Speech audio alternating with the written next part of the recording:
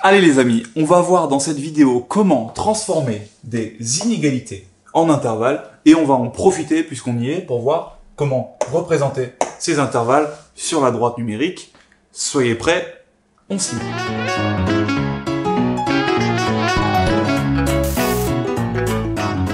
Une inégalité, ça correspond à un intervalle et lui-même correspond à une représentation graphique. C'est le cas typique de ce que vous allez avoir au contrôle. Vous allez avoir un tableau comme celui-ci.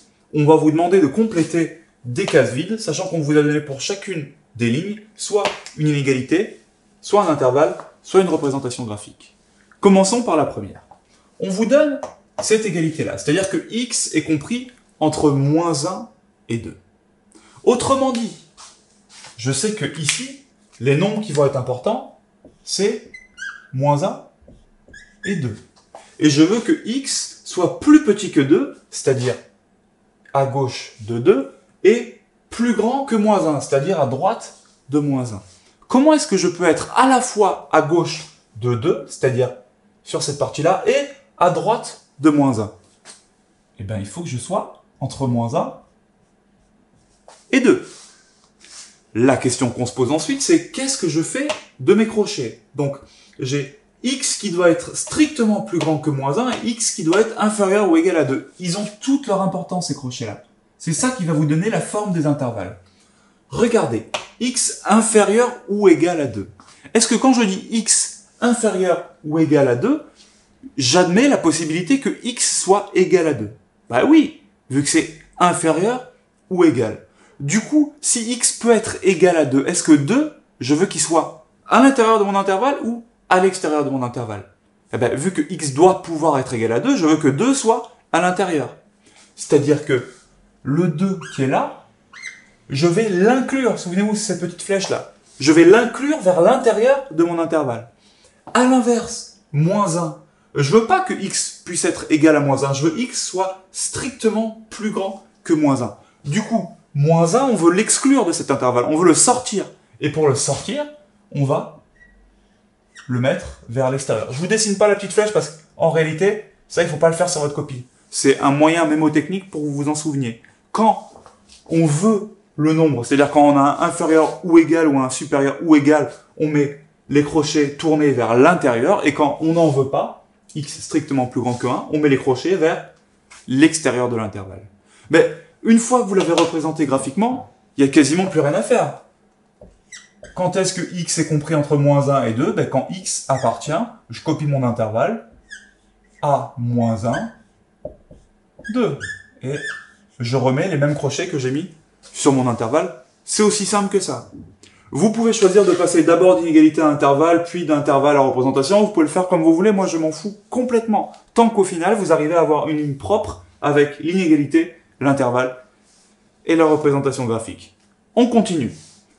Cette fois-ci, je vous donne un intervalle. Donc moi, je vous avoue que j'aime bien passer par la droite numérique. J'ai tendance à dessiner systématiquement la droite numérique, même quand c'est pas demandé, parce que je suis je suis plus sûr de ne pas plus sûr de ne pas me tromper, donc moins sûr de me tromper. Un peu trop, plus moins calme. Enfin, voilà, ça dépend comment vous voyez les choses. Le chien s'est barré.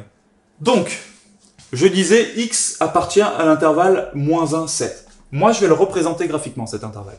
Donc, je sais qu'il part de moins 1 et qu'il va à 7. Ça, j'en suis sûr. Je sais que mon x, il est entre les deux. Du coup, c'est cette partie-là que je vais assurer. Maintenant, je me pose la question, est-ce que j'ouvre ou je ferme ces crochets? C'est-à-dire, comment est-ce que je les mets, mes crochets, ici? Bon, bah, là, dans le cas d'une inégalité de ce type-là, c'est très simple, vous remettez les mêmes crochets. Donc, mon moins 1, il est vers l'extérieur, et mon 7, il est vers l'intérieur. Très bien. Un intervalle comme ça, c'est-à-dire fermé des deux côtés, on le représente avec une inégalité triple. En effet, si je suis quelque part dans cette zone, c'est que je suis plus petite que 7 et que je suis plus grande que moins 1. En effet, regardez, prenons 0. 0, il est bien plus petit que 7, plus grand que moins 1. 2, il est plus petit que 7, plus grand que moins 1. Donc tous les nombres qui sont compris ici sont plus petits que 7 et plus grands que moins 1. C'est ce que je vais écrire ici. X, je vais le comparer à 7 et à moins 1. Maintenant, la question qui fâche, c'est est-ce que je vais dire ça? Est-ce que je vais mettre des inférieurs ou égales? Comment est-ce que je vais faire? Eh bien, je réfléchis. mon 7, il est à l'intérieur, là. J'ai une petite flèche qui me dit que le 7, il est à l'intérieur. Si le 7, il est à l'intérieur, ça veut dire que j'ai le droit de prendre 7. Donc que mon x, il peut être égal à 7. Une fois que vous avez dit ça, peut être égal à 7, vous avez tout dit. X, il est soit plus petit que 7, soit égal à 7. De la même manière, mon moins 1, il est vers l'extérieur.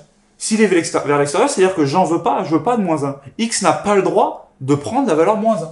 Donc je laisse une inégalité forte, une inégalité stricte qui me dit que mon moins 1 n'est pas une valeur autorisée pour X. Et il y en a 3 là, je me pousse un peu pour que vous voyez bien le screen. Faites-les et on se les corrige.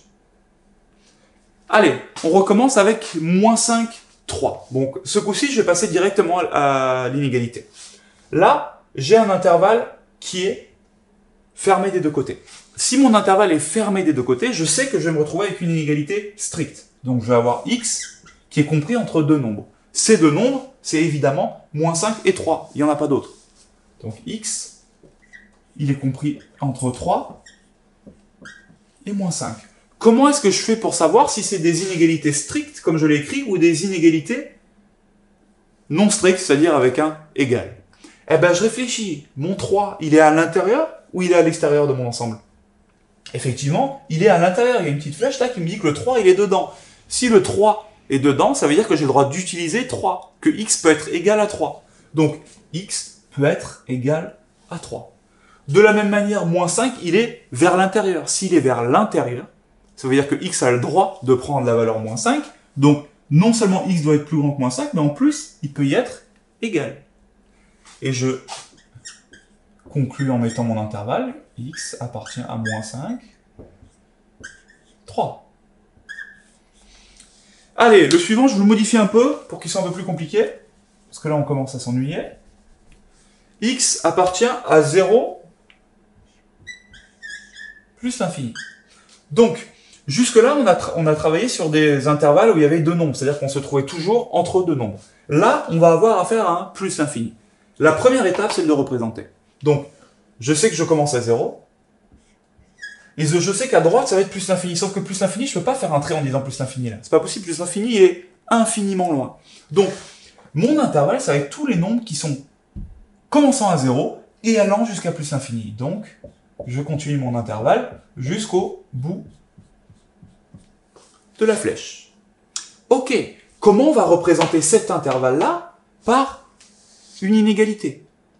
Quand votre intervalle, il est infini d'un côté, à droite ou à gauche, ça va plus être une inégalité triple, ça va être une inégalité double, ça va être plus simple. En effet, tous les nombres qui sont là, ils ont comme particularité, allez, trouvez-le, d'être plus grand que quoi? D'être plus grand que 0. Regardez, si je prends 1, il est plus grand que 0, si je prends 5, il est plus grand que 0. Ils sont tous plus grands que 0.